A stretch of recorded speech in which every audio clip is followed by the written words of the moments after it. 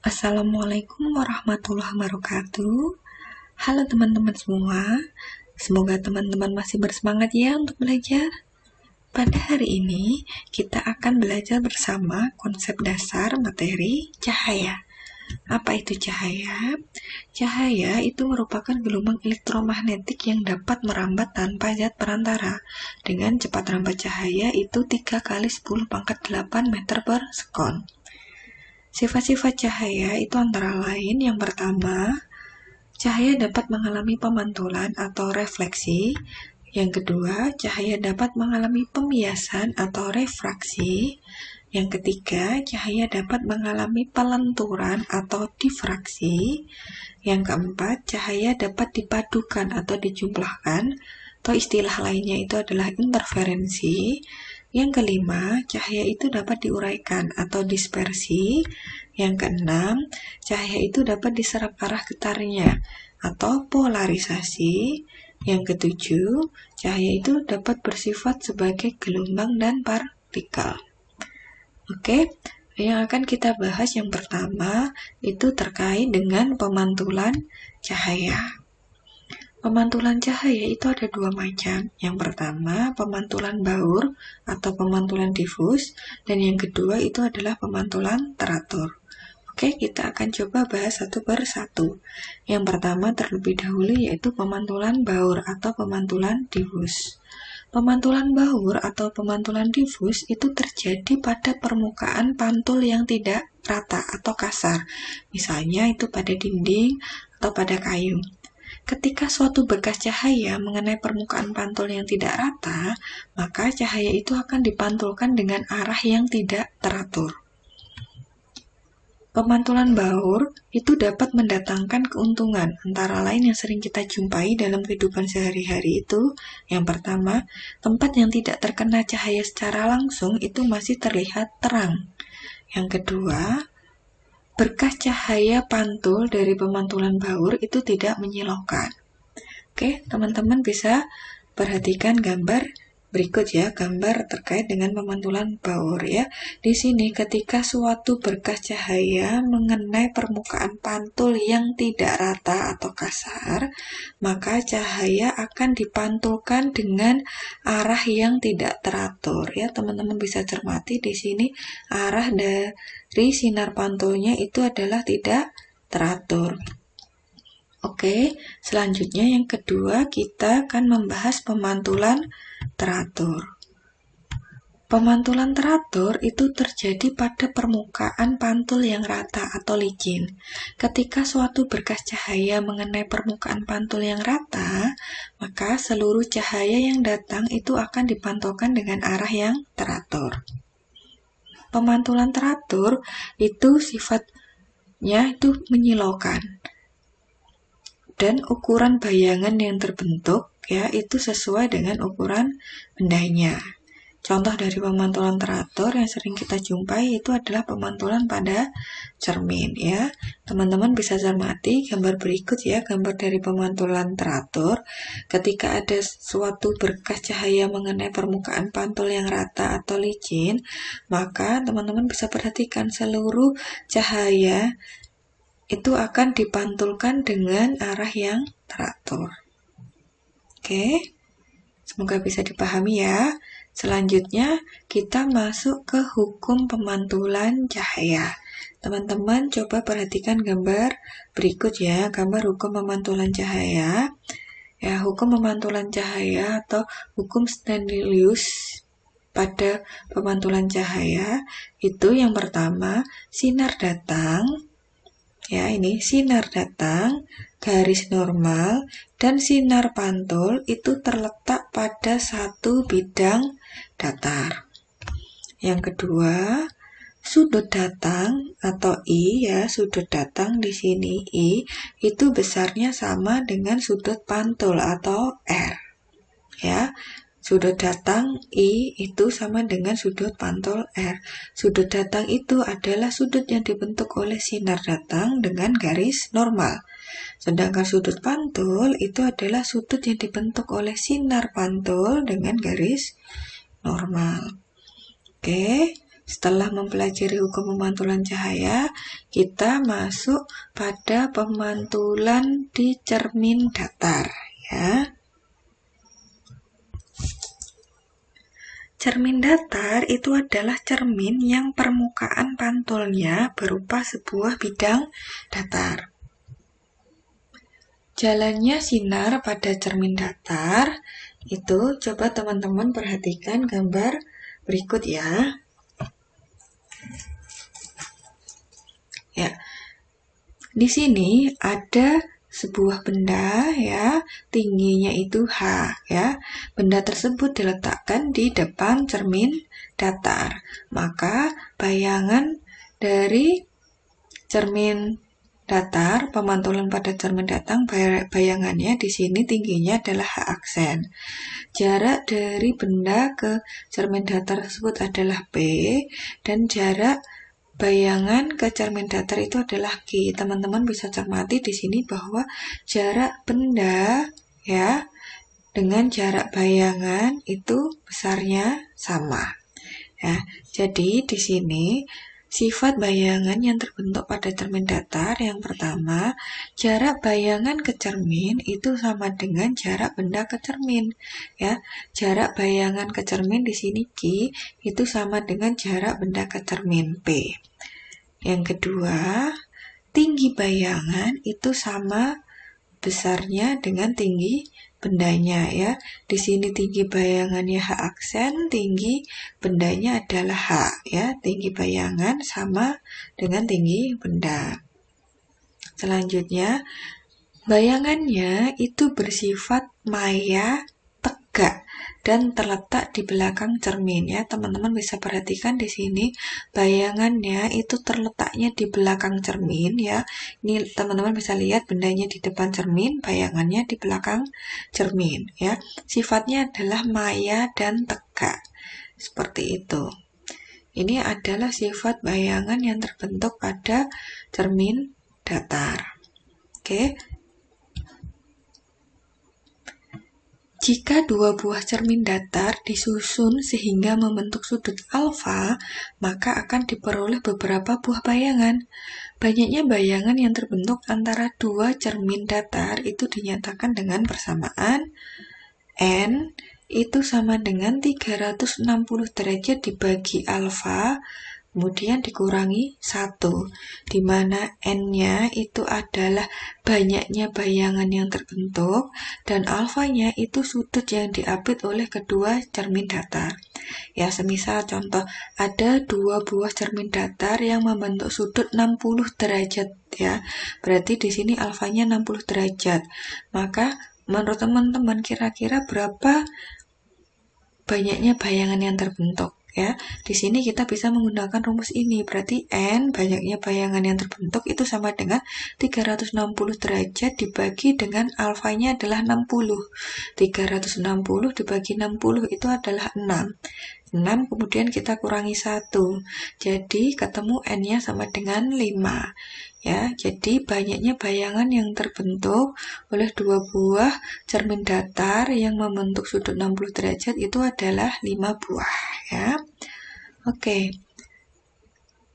Selanjutnya kita masuk ke pemantulan pada cermin cekung.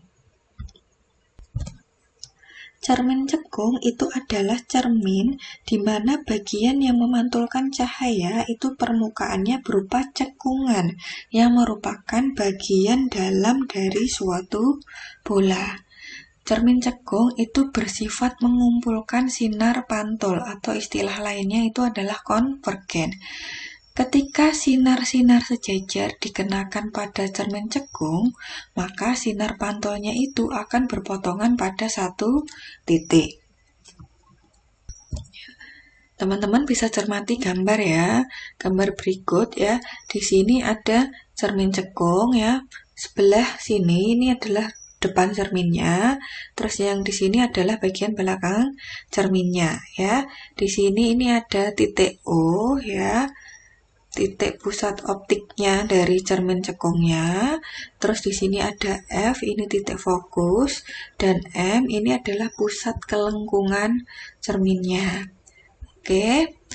Ya. ketika sinar-sinar sejajar ya, di sini ada beberapa sinar sejajar dikenakan pada cermin cekung, maka teman-teman bisa perhatikan sinar pantulnya ini akan berpotongan pada satu titik ya.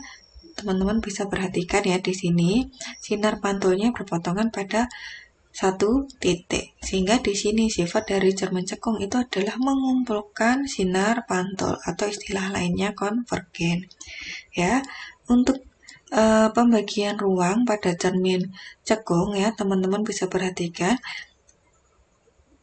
jika benda berada di antara titik O dengan F ya, di sini berarti ruang 1 ya. Terus jika ruangan antara F dengan M di sini adalah ruang 2, terus ruangan di antara M dengan tak hingga di sini adalah ruang 3. Ya. Sedangkan belakang cermin ini adalah ruang 4. Ya. Ya. Jarak dari O ke F ya, ini adalah F fokusnya ya, sedangkan O ke M itu adalah R. Jarinya. Di sini kita ketahui bahwa nilai R itu sama dengan 2 kali F ya. R itu sama dengan 2F. Oke. Selanjutnya kita masuk ke sinar-sinar istimewa pada cermin cekung. Yang pertama, sinar datang sejajar sumbu utama itu dipantulkan melalui titik fokus. Teman-teman bisa perhatikan gambar.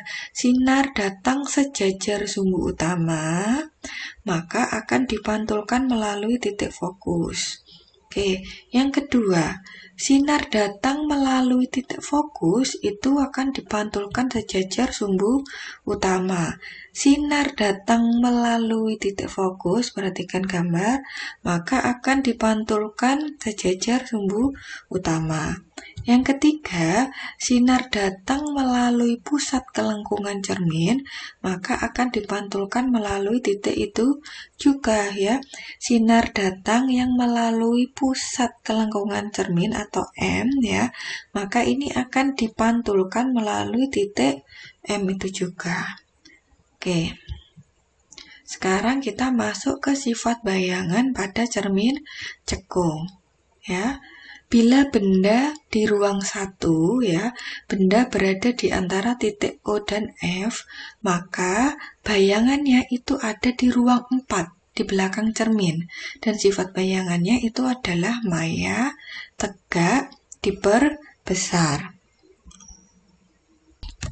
Ya, teman-teman bisa perhatikan ya, ruang 1 itu berada di antara titik O dan F. Jika ada benda di ruang 1, ya, maka sifat bayangannya itu bayangannya berada di ruang 4 atau belakang cermin.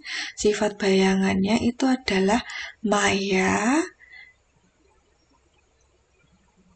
tegak, dan diperbesar. Saya ulangi ya, jika bendanya berada di ruang 1 antara O dan F ya, jika ada benda di ruang 1, maka sifat bayangannya itu maya, tegak, diperbesar, dan terletak di ruang 4 atau belakang cermin. Oke, selanjutnya, bila bendanya berada di titik F, maka tidak terbentuk bayangan. Selanjutnya, bila bendanya di ruang 2 itu berarti bendanya berada di antara titik F dan juga M. Maka sifat bayangannya itu adalah nyata, terbalik, diperbesar. Letak bayangannya itu ada di ruang 3. Ruang 3 itu ada di depan cermin. Oke. Bila bayangannya berada di bila bendanya berada di titik M, maka bayangannya itu bersifat nyata, terbalik, sama besar, dan letaknya juga di titik M, ya, di depan cermin. Oke, selanjutnya, bila bendanya itu di ruang 3, benda di ruang 3 itu maka bendanya berada di antara titik M dan tak hingga. Maka bayangannya itu bersifat nyata, terbalik, diperkecil, ya. bayangan yaitu berada di ruang 2 atau depan cermin ya. Teman-teman ingat kembali bahwa jumlah nomor ruang benda ditambah dengan nomor ruang bayangan itu sama dengan 5 ya. Jadi ketika bendanya di ruang 1, maka bayangannya di ruang 4 belakang cermin. Jika bendanya di ruang 2 ya, maka bayangannya di ruang 3 depan cermin. Jika bendanya di ruang 3, maka bayangannya di ruang 2 di depan cermin ya. Untuk lebih mempermudah ya, teman-teman bisa coba untuk melukiskan proses pembentukan bayangan pada cermin cekung dengan menggunakan sinar-sinar istimewa ya. Jadi teman-teman bisa gambarkan ya, bagaimana jika benda di ruang 1 itu sifat bayangannya seperti apa. Teman-teman bisa gambarkan dengan sinar-sinar istimewa. Jika bendanya berada di F, sifat bayangannya seperti apa. Jika bendanya di ruang 2, sifat bayangannya seperti apa. Jika bendanya berada di titik M, sifat bayangannya seperti apa. Jika bendanya di ruang 3, sifat bayangannya seperti apa. Lah, itu teman-teman bisa coba lukiskan proses pembentukan bayangannya dengan menggunakan sinar-sinar istimewa. Oke, selanjutnya kita masuk ke pemantulan pada cermin cembung. Cermin cembung itu adalah cermin di mana bagian yang memantulkan cahaya itu permukaannya berupa cembungan dan merupakan bagian luar dari suatu bola. Cermin cembung itu memiliki sifat menyebarkan sinar atau istilah lainnya divergen. Jadi, jika ada sinar-sinar pantul pada cermin cembung itu diperpanjang pangkalnya, maka sinar akan berpotongan di titik fokus yang letaknya di belakang cermin ya. Teman-teman bisa perhatikan gambar ya, di sini depan cermin cembung ya, di sini belakang cermin cembung. Teman-teman bisa perhatikan di sini bahwa sifat dari cermin cembung itu adalah menyebarkan sinar ya, atau istilah lainnya divergen. Jika sinar-sinar pantul ya, jika sinar-sinar pantul ini ya diperpanjang pangkalnya, ketika kita perpanjang, maka sinar ini akan berpotongan di titik fokus yang letaknya di belakang cermin. Oke, selanjutnya kita masuk ke sinar-sinar istimewa pada cermin cembung.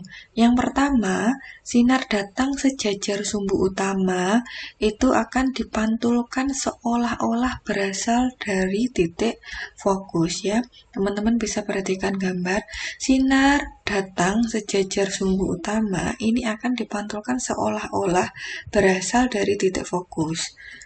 Yang kedua, sinar datang menuju titik fokus itu dipantulkan sejajar sumbu utama ya. Sinar datang menuju fokus ya, ini ada sinar datang yang seolah-olah menuju fokus, ini dipantulkan sejajar sumbu utama. Yang ketiga, sinar datang menuju pusat kelengkungan cermin, maka akan dipantulkan seolah-olah dari titik itu juga. Sinar datang menuju pusat kelengkungan cermin atau M, maka akan dipantulkan seolah-olah berasal dari titik M itu juga. Sifat bayangan ya pada cermin cembung ya, bila benda itu kita letakkan di depan cermin cembung, maka sifat bayangannya itu selalu maya, tegak, diperkecil, dan letaknya itu ada di belakang cermin ya. Maya, tegak, diperkecil, letaknya itu ada di belakang cermin. Untuk lebih mempermudah, teman-teman bisa coba lukiskan proses pembentukan bayangan pada cermin cembung dengan menggunakan sinar-sinar istimewa. Oke. Ya, kita masuk ke perhitungan pembentukan bayangan pada cermin ya. Teman-teman mungkin masih ingat ya bahwa rumus dari 1/F itu sama dengan 1/S ditambah 1/S aksen. atau 1/S ditambah 1/S aksen itu sama dengan 2/R. Karena teman-teman kan ingat ya, bahwa R itu sama dengan 2 kali F ya. Di sini untuk M perbesaran itu sama dengan H aksen dibagi H, atau sama dengan ya di sini S aksen dibagi dengan S ya. Dimana di sini ya, teman-teman bisa cermati F-nya itu adalah jarak fokus cermin. Untuk cermin cembung, maka nilai F-nya ini itu bernilai negatif. Namun untuk cermin cekung ya, nilai F-nya itu bernilai positif ya. Di sini S ya, S itu adalah jarak benda terhadap cermin. S aksen itu adalah jarak bayangan terhadap cermin. H ya, H ini tinggi benda, H aksen itu adalah tinggi bayangan. M sendiri itu adalah perbesaran. Dan R-nya itu adalah jari-jari cermin ya. Oke. Semoga bisa dipahami ya. Selanjutnya kita masuk ke konsep pembiasan cahaya. Pembiasan cahaya atau istilah lainnya itu refraksi, itu adalah pembelokan arah rambatan cahaya pada saat cahaya itu menembus dua medium yang berbeda indeks biasnya. Perbandingan cepat rambat cahaya di ruang hampa dengan cepat rambat cahaya dalam suatu medium itu kita kenal dengan indeks bias ya. N itu sama dengan ya C dibagi dengan Cn, di mana N-nya adalah indeks bias suatu medium, C-nya adalah cepat rambat cahaya di ruang hampa, dan Cn-nya itu adalah cepat rambat cahaya dalam suatu medium. Oke. Selanjutnya kita masuk ke hukum pembiasan cahaya ya. Hukum Snellius pada pembiasan cahaya itu yang pertama, sinar datang ya, sinar datang, sinar bias dan garis normal itu terletak pada satu bidang datar. Pada pembiasan cahaya itu berlaku ya, sin I dibagi sin R itu sama dengan V1 dibagi V2, sama dengan juga lambda 1 dibagi lambda 2, sama dengan N2 dibagi N1 ya. Sin I itu adalah sudut datang, dibagi sin R itu adalah sudut bias ya, itu sama dengan V1. V1 itu adalah cepat rambat pada medium 1 dibagi V2. V2 itu adalah cepat rambat pada medium 2. Sama dengan juga lambda 1. Lambda 1 itu adalah panjang gelombang cahaya pada medium 1 dibagi lambda 2. Lambda 2 itu adalah panjang gelombang cahaya pada medium 2. Ya, sin I dibagi sin R itu sama dengan juga N2. N2 itu adalah indeks bias medium 2 dibagi dengan N1, indeks bias medium 1. Ya. Pada pembiasan cahaya ya teman-teman ingat, jika sinar datang dari medium yang kurang rapat ya, dari kurang rapat ke yang lebih rapat, maka sinar itu akan dibiaskan mendekati normal ya. Jadi misalkan medium pertama itu adalah kurang rapat, medium yang kedua itu lebih rapat.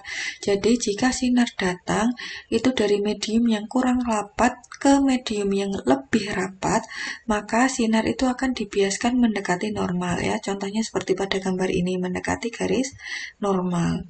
Ya, namun jika sinar datang itu berasal dari medium yang lebih rapat, jadi medium yang pertama itu lebih rapat dan yang kedua itu kurang rapat ya, maka sinarnya akan dibiaskan menjauhi garis normal. Maka bukan lagi ke sini tapi ke sini ya, menjauhi garis normal.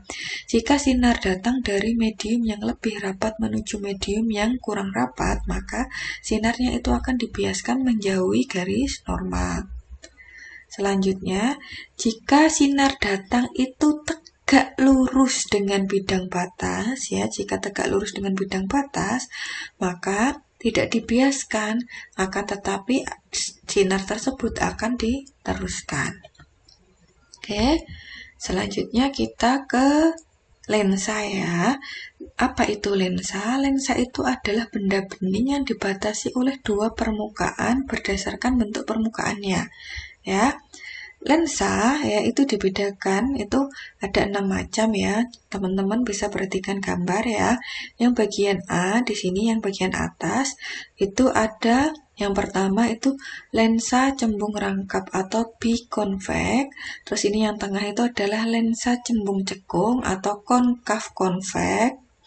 Ya, yang ketiga ini adalah lensa cembung datar atau plan convex.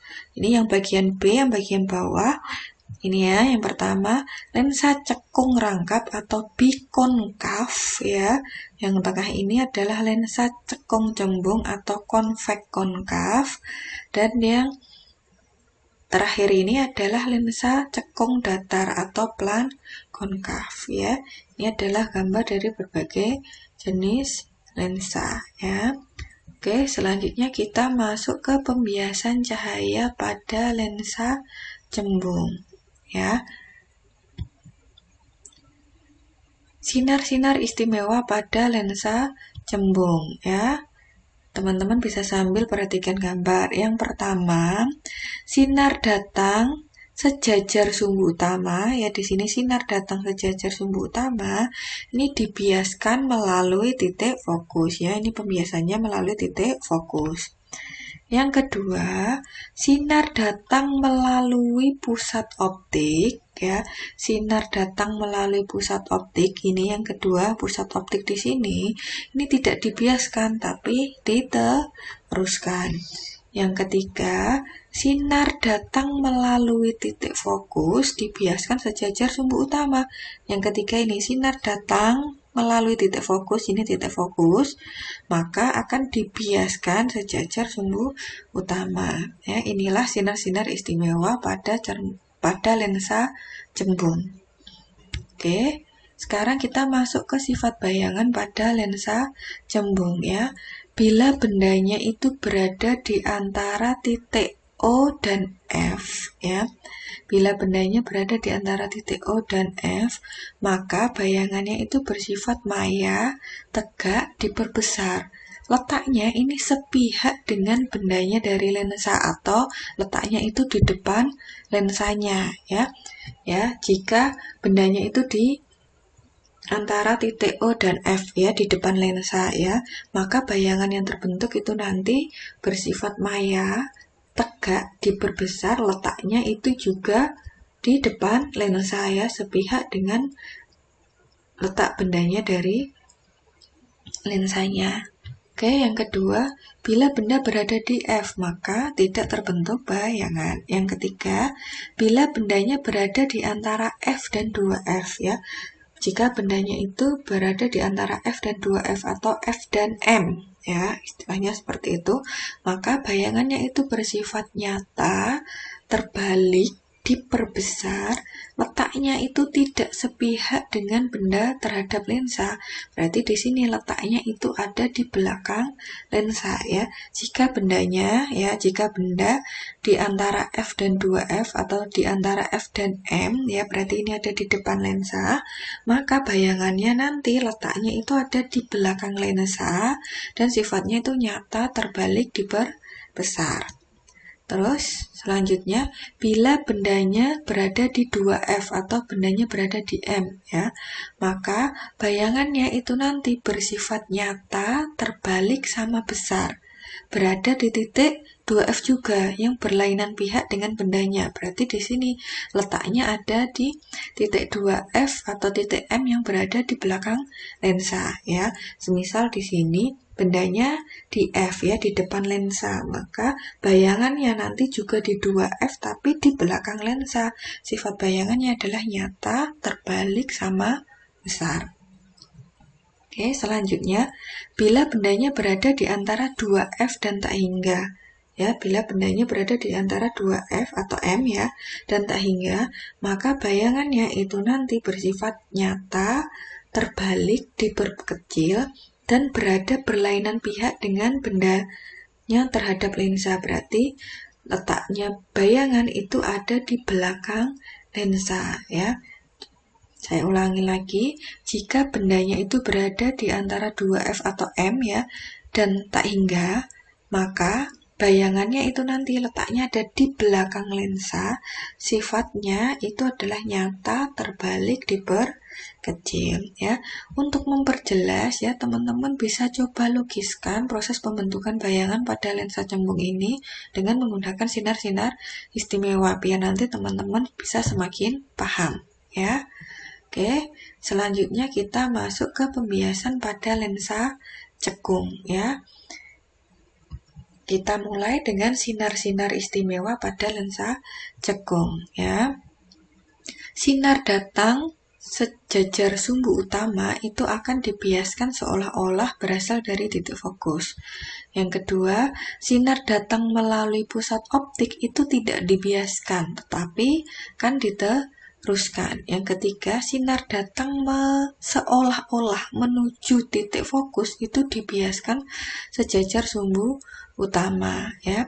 Sifat bayangan pada lensa cekung ya, jika kita meletakkan benda berada di depan lensa cekung, maka sifat bayangannya itu selalu maya, tegak, diperkecil, dan terletak di depan lensanya ya. Untuk memperjelas ya, teman-teman bisa perhatikan gambar ya.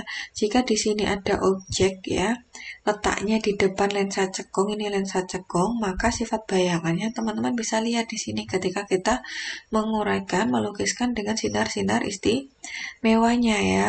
Jika sinar istimewa yang pertama ya di sini ya, sinar datang sejajar sumbu utama dibiaskan seolah-olah berasal dari titik fokus ya.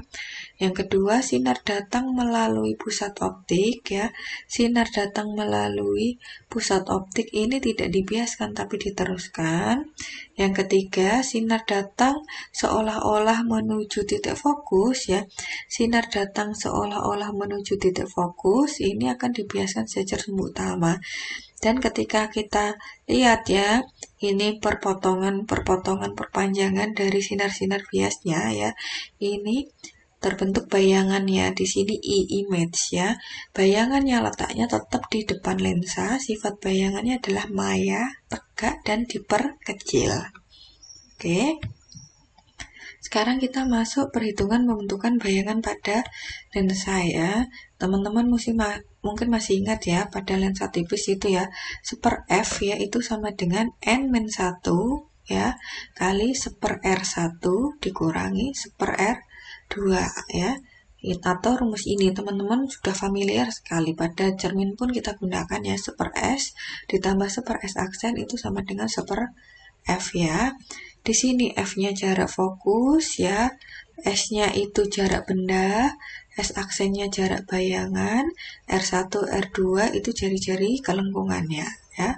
Rumus perbesaran pada lensa itu sama dengan pada cermin ya. M itu sama dengan X aksen dibagi dengan S, atau M itu sama dengan H aksen dibagi dengan H ya. Pada lensa itu terdapat kekuatan lensa dengan rumusnya P, kekuatan lensa itu sama dengan 1/f. Ya, kekuatan lensa itu satuannya adalah dioptri. Ya. Selanjutnya kita masuk ke perjanjian tanda pada lensa ya. Teman-teman bisa ingat ya, ini ya perjanjian tanda pada lensa.